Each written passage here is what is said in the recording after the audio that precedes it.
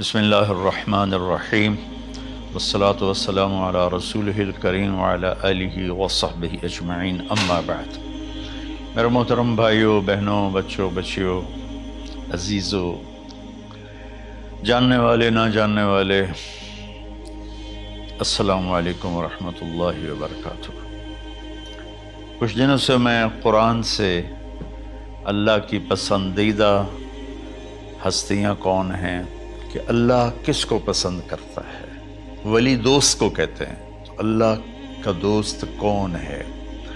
وہ یہ کوئی وراثتی چیز نہیں ہے کہ ایک بڑے اولیاء اللہ تھے تو اب ان کا بیٹا بھی انہی جیسا ہوگا۔ ہمارے یہاں وراثت چلتی ہے کہ بڑے بزرگ کا بیٹا بھی بزرگ بن جاتا ہے، چاہے وہ کلین شیو ہو، وہ لوگ اس کے پاؤں چوم رہے ہوتے ہیں، جہالت ہے۔ تو آج میں تھوڑا سا سورہ بنی اسرائیل ہے، اس میں بھی سارے اخلاق بیان ہوئے۔ میرے بھائی بہنوں، ایمان لانے کے بعد انسان بنتا ہے، اور اس کے بعد اس کی قیمت، اس کا بڑا پن، اس کی وجاہت، اس کی شرافت وہ پیسوں سے نہیں ہوتی۔ پیسوں سے انسان مالدار تو ہو جاتا ہے، بڑا نہیں بنتا، بڑا نہیں بنتا۔ ہمارا علم غلط ہو گیا۔ بڑا بڑا بندہ جے بولدیاں 3 ملن یہ 200 مربن، یہ نوابہ فلانا ہے، نوابہ فلانا ہے۔ میرے بھائیو، یہ بالکل غلط علم ہے۔ بڑا وہ ہے جسے اللہ پسند کرے، بڑا وہ ہے جو میرے نبی کی زندگی کے پیچھے چلے، بڑا وہ ہے جس سے اللہ تعالیٰ راضی ہو جائے، باقی سب چھوٹے چھوٹے ہیں۔ تو آج ایک تیسری جگہ سے میں کچھ باتیں قرآن سے عرض کروں گا جن کا تعلق ہمارے ایمان سے بھی ہے، اخلاق سے بھی ہے۔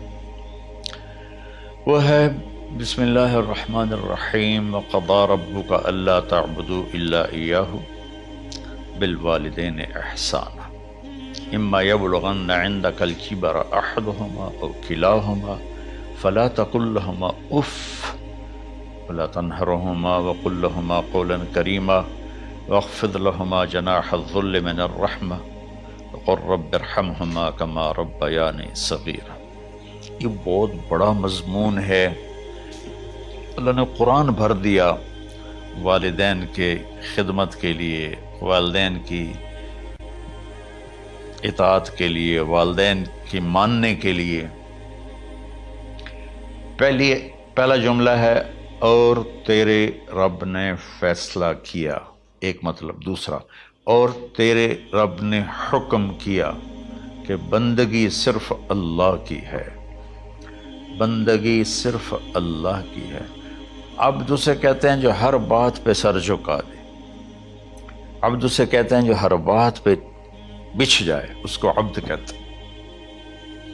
تو اللہ کہہ رہا ہے میرے بندو، میرا ایک فیصلہ ہے اور میرا ایک حکم ہے، میرے سوا نہ تمہارا ہاتھ کسی کے آگے پھیلے، نہ تمہاری گردن کسی کے آگے جھکے۔ ایک دوسرے سے مدد لینا، اس کو ایک دوسرے کی تعاونوں میں آ جاتا، تعاونوا علی البر والتقوی، ایک دوسرے کا ساتھ دو، ایک دوسرے کی مدد کرو۔ میرے نبی قرضہ اٹھاتے تھے۔ میرے نبی جب انتقال ہوا تو آپ کی زرہ 9 وسق پر، وسق 5 من کا ہوتا ہے، تو وہ جو کے بدلے آپ نے زرہ رکھوائی تھی کہ جب میں تمہیں ادا کروں گا زرہ لے لوں گا، اور آپ کا انتقال ہو گیا، آپ زرہ اپنی واپس نہیں لے سکے۔ وہ چیزیں جن کا تعلق صرف اللہ کی ذات سے ہے اور کوئی نہیں کر سکتا، اس میں صرف اللہ کے آگے ہاتھ پھیلا، جیسے ہم کہتے ہیں مدد، نصرت۔ اللہ کہتا میں ہوں، الا ان نصر اللہ قریب، سنو میری مدد تمہارے قریب ہے۔ تو اللہ تعبدوا الا ایاہ، بس ایک چھوٹا سا جملہ اللہ نے یہاں کے، چونکہ یہاں اللہ نے والدین اور اخلاق بتانے تھے تو اپنے لیے صرف ایک جملہ بولا، باقی باتیں بھی اللہ کے لیے ہیں، لیکن اللہ نے میری بندگی، اس بندگی سے مراد 5 وقت کی نماز نہیں ہے، حج، روزہ، زکوٰۃ نہیں ہے اس کی مراد، یہ ساری باتیں داخل ہیں، اور اس کے ساتھ 24 گھنٹے کی زندگی اللہ کی مرضی پر گزارو، نفع آئے تو شکر ادا کرو، نقصان ہو تو صبر کرو، برداشت کرو، پھر بھی شکر ادا کرو کہ میرا رب یہ کہہ رہا ہے کہ میں نے صرف اللہ سے تعلق جوڑنا ہے۔ اللہ کے نبی نے اپنے چچا زاد بھائی عبداللہ بن عباس سے فرمایا کہ یا غلام، اے نوجوان، اسی کا بکلمات فاحفظہ، میں تمہیں چند باتوں کی وصیت کرتا ہوں، کیا؟ احفظ اللہ، احفظ اللہ یحفظک اللہ، یحفظک اللہ، اللہ کے اوامر کی حفاظت کر، اللہ تیری حفاظت کرے گا۔ احفظ اللہ تجدہ تجاہک، تو اللہ کے اوامر، اسلام، حلال حرام کی پہچان کر کے زندگی گزار تو اللہ کو ہر وقت تو اپنی مدد کے لیے تیار پائے گا۔ اور لمبی حدیث ہے، عشاء کی نماز کا وقت ہو رہا ہے، اس میں وہ جملہ جو اس میرے مضمون سے متعلق ہے، وَإِذَا سَأَلْتَ فَاسْأَلِ اللَّهِ، جب بھی مانگو اللہ سے مانگو، جب بھی مانگو اللہ سے مانگو، اللہ کے سوا کوئی دینے والا نہیں ہے، صرف اللہ ہے دینے کے لیے۔ وَإِذَا اسْتَعَنْتَ فَاسْتَعِنْ بِاللَّهِ، اور جب مدد کے لیے ہاتھ اٹھاؤ تو صرف اللہ کو پکارو، جب ضرورت حاجت کے لیے، مدد کے لیے ہاتھ اٹھاؤ تو اپنے اللہ کو پکارو۔ تو یہ حدیث کی بات بھی ہے، جو قرآن کی بات بھی ہے۔ اس کے بعد آگے اللہ کہتا ہے وَبِالْوَالِدَيْنِ إِحْسَانًا، اور اپنے والدین کے ساتھ احسان کرو۔ احسان کا کیا مطلب ہے؟ اللہ آگے اسی کی تشریح کر رہا ہے۔ ویسے احسان کا مطلب عربی میں ہوتا ہے، یہ جو ہمارا اردو کا احسان ہے، میں تیرے تو احسان کیتا تو ہوں میں نالے کی کر رہے ہیں، یہ بھی مطلب ہے، لیکن احسان کا اصل مطلب ہوتا ہے، احسان حسن سے ہے، حسن، حسن سے الف، 2 الف ملے اور احسان بن گیا۔ احسان کا مطلب ہوتا ہے کسی بھی کام کو جو دنیا کا ہے، دین کا ہے، اسے انتہائی خوبصورت طریقے سے کرنا۔ جیسے کسی دلہن کا میک اپ ہوتا ہے نا، تو 5-6 گھنٹے 4 گھنٹے کے بعد وہ کہتی ہے، جو ہوتی ہے اس کا میک اپ کرنے والی، کہ جی بس یہ مکمل ہو گیا ہے اور اب اس سے آگے نہیں ہے۔ تو آخری اچھائی کی آخری انتہا پر پہنچ کے کام کرنے کو احسان کہتے ہیں۔ تو میرا اللہ کہہ رہا ہے، میرے بندو، اپنے والدین کے ساتھ وہ کرو کہ جو بھلائی کی، خدمت کی، ماننے کی آخری حد ہے۔ سبحان اللہ۔ وبالوالدین احسان، بالوالدین پہلے ہے، احسان بعد میں ہے۔ اللہ تعالیٰ نے باقی سب کو پیچھے کر کے فرمایا کہ دیکھو، خاص طور پہ ماں باپ کے ساتھ وہ رویہ کرو کہ ان کے دل سے دعائیں نکلیں۔ چند دن پہلے ایک والد یوں ہاتھ اٹھا کے کہہ رہا تھا اپنے بیٹے، اکلوتا بیٹا، میں منگنا اللہ کو لو، اللہ تینوں چاہ لگے۔ باپ بیٹے کے لیے یہ دعا مانگ رہا تھا، اور بیٹا اکیلا ہے، یہ بد دعا باپ کر رہا تھا۔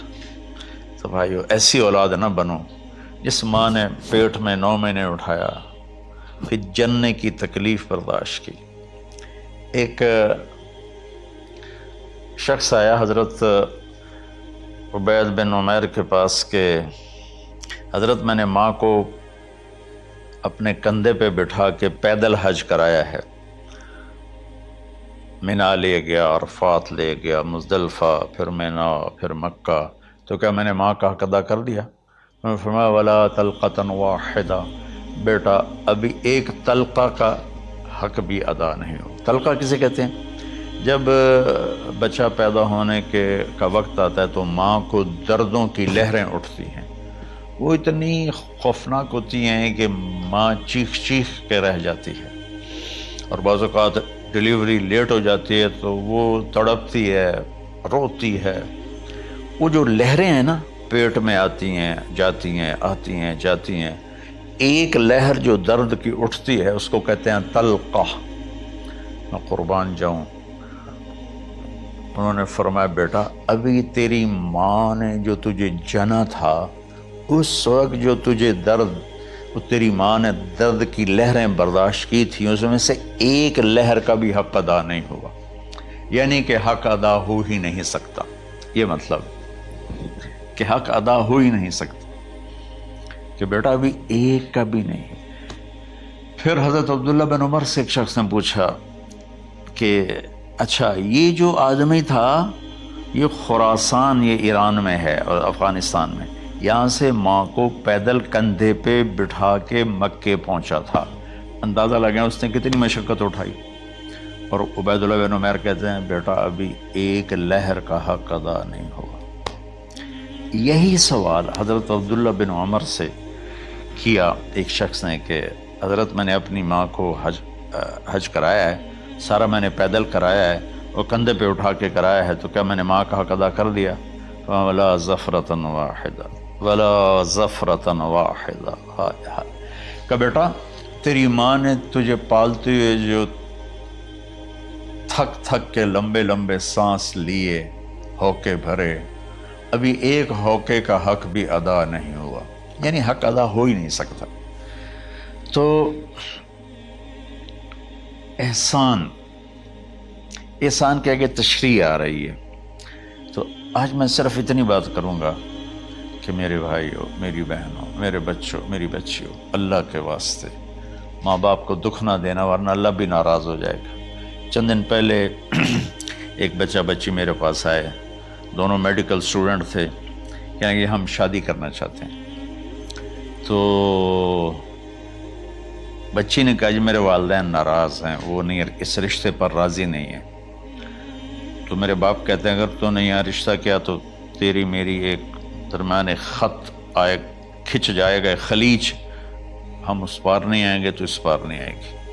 میں نے کہا بیٹی جس ماں نے تجھے 9 مہینے پیٹ میں پالا، 2 سال تجھے دودھ پلایا، تیری پوٹیاں پیشاب صاف کیا، تجھے پیمپر باندھے، تجھے اٹھ اٹھ کے راتوں کو اپنی چھاتی سے دودھ پلایا، کیا اب اس کا اتنا بھی حق نہیں کہ تم اس کی رائے کا احترام کرو؟ اتنا بھی حق نہیں ہے؟ تو میں نے کہا بیٹا میری کوئی رائے نہیں ہے، تو اگر تیرے ماں باپ راضی ہیں تو بسم اللہ ضرور کر، اگر راضی نہیں ہیں تو دیکھو موت تک تجھے ماں باپ کی دعا نہیں ملے گی، اور ماں باپ کی دعا نہ ملی تو کچھ بھی نہیں ملے گا۔ تو بھائیو دوستو، خاص طور پر آج کے کالج کے نوجوان بچے بچیاں یہ ماں باپ کے ساتھ بہت بدتمیزی کرتے ہیں، چونکہ اس میں والدین کا پہلا قصور ہے کہ انہوں نے ان کو دین نہیں سکھایا۔ بچپن میں انگلش میڈیم سکول، پھر او لیول، پھر اے لیول، تو انہیں کیا پتہ ماں کون ہے باپ کون ہے۔ ایک پرانی بات ہے، ایک شخص اپنے بیٹے کو لے کر آیا کہ یہ میرا بچہ ہے اور یہ فلاں جگہ شادی کرنا چاہتا ہے، اور ہم میں سے کسی کی رائے نہیں ہے، اور یہ مانتا نہیں ہے، اور اس کے ساتھ اس نے نا دھاڑے مار کے رونا شروع کیا۔ تو میں نے بچے کو دیکھا تو یوں کر کے بیٹھا تھا، اس کا باپ رو رہا ہے، ہچ کیوں تو ایسے بیٹھا ہو۔ تو مجھے اچانک خیال آیا، میں نے کہا شیخ صاحب اس کو کہاں پڑھایا تھا؟ کہا جی امریکن سکول۔ اس کے بعد آسٹریلیا بھیجا تھا مزید تعلیم کے لیے۔ ان کے شیخ صاحب اس بچے کا کوئی قصور نہیں، آپ کا قصور ہے، اس کو تو پتہ ہی نہیں میری ماں کیا ہے، میرا باپ کیا ہے۔ ایک ہماری تہذیب تھی وہ ختم ہو گئی ہے، اس میں علم نہیں بھی تھا تو ماں باپ کے۔ میں نے اپنی آنکھوں سے دیکھا، میں نے اپنے دادا کو دیکھا لیکن مجھے یاد نہیں، لیکن جو میرے دادا کے چھوٹے بھائی تھے ان کو میں سنبھلتا ہوں، ان کو میں نے دیکھا ہے، 3ری 4تھی جماعت تک میں تھا۔ 61 میں ان کا انتقال ہوا، میری 9 سال عمر تھی، تو 8 سال۔ ان کے بیٹے جوان تھے، اور ڈیرے میں جب وہ بیٹھتے تھے تو ان کے بچے ان کے سامنے نہیں بیٹھتے تھے، ان کی پیٹھ کے پیچھے بیٹھتے تھے۔ اتنا ادب، حالانکہ چاروں کے چاروں دین نہیں جانتے تھے، تہذیب تھی، ثقافت تھی، جو آج کی تہذیب نے ہم سے سب کچھ چھین لیا۔ اب بھی آپ جاؤ بیٹا تھر پارکر میں گیا ہوں 2-3 دفعہ، اور وہاں مسلمان نہیں، ہندو عورتیں جب گاڑی گزرتی ہے تو گھونگھٹ کو نیچے کر لیتی ہیں، اپنا چہرے کو فوراً چھپا لیتی ہیں۔ تو خیر بہرحال میں نے کہا شیخ صاحب اس بچے کا قصور نہیں، آپ کا قصور ہے۔ تو میرے بچوں، اپنے ماں باپ کو خوش کرو، راضی کرو، ان کا راضی ہونا اللہ کی رضا ہے۔ میں اس کی تفصیل انشاءاللہ آگے بتاؤں گا، آج میں صرف اتنا ہی میں نے تمہید باندھی ہے کہ ماں باپ کا کیا مقام ہے، ان کی کیا عزت ہے۔ ایک شخص آیا، یا رسول اللہ میرا باپ میرے پوچھے بغیر میرا مال خرچ کر لیتا ہے۔ آپ نے کہا بلاؤ، چونکہ بچے کا ذاتی مال اگر ہو تو شرع کے لحاظ سے باپ پوچھ کے استعمال کرے، بغیر پوچھے استعمال نہ کرے۔ جب اسے پتہ چلا کہ میرے بیٹے نے شکایت کی ہے، تو عرب کی شاعری تو مشہور تھی، انہیں دل میں کچھ اشعار پڑھے۔ جو آیا تو جبریل پہلے آ گئے، یا رسول اللہ، اللہ تعالیٰ کہہ رہے ہیں آپ اس سے پوچھیں وہ شعر بتاؤ جو تیرے کانوں نے تو نہیں سنے، تیرے دل میں آئے تھے اور اللہ نے سن لیے۔ تو اللہ کے نبی نے فرمایا بھائی تیرا انشاءاللہ کیس سنتے ہیں، لیکن پہلے وہ شعر سناؤ جو تم نے تو نہیں کہے زبان سے پر اللہ نے سن لیے۔ تو پھر اس نے وہ اشعار پڑھے، اور اس کے آگے کیا ہوا یہ میں انشاءاللہ اگلے کلپ میں بتاؤں گا کہ باپ کا کیا مقام ہے، ماں کا کیا مقام ہے۔ السلام علیکم ورحمۃ اللہ۔